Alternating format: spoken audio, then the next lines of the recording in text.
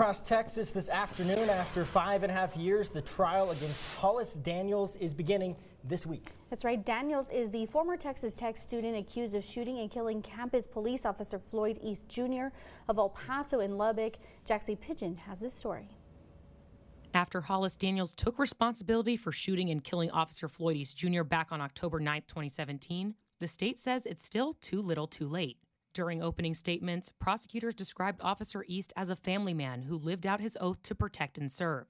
They say he'd only been with the Texas Tech Police Department for 5 months at that time before he was killed.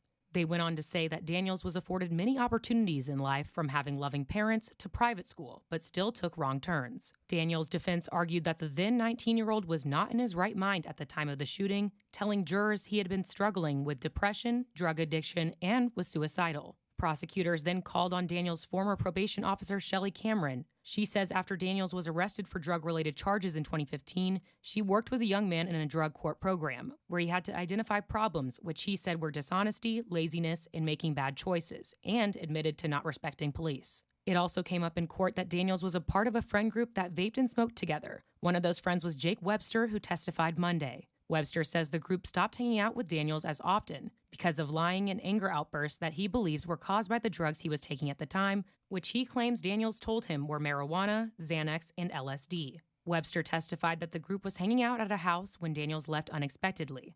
That's when they noticed his friend Leo's gun was missing. Leo called Daniels back to the house. Daniels showed up and denied taking the gun. In a fight between Leo and Daniels outside, Webster says he heard Daniels say, quote, "If I had the gun, I would just kill you and then kill myself," to Leo. Webster recalls Daniels coming back to the house later that night. Webster and his friends barricaded themselves inside the house with weapons in case Daniels tried to kill them. Police caught Daniels, who refused to let them search his car, so he was released. Hours later, Daniels' suitemates at Talkington Hall heard a gunshot from inside his room and filed a police report with Tech Police.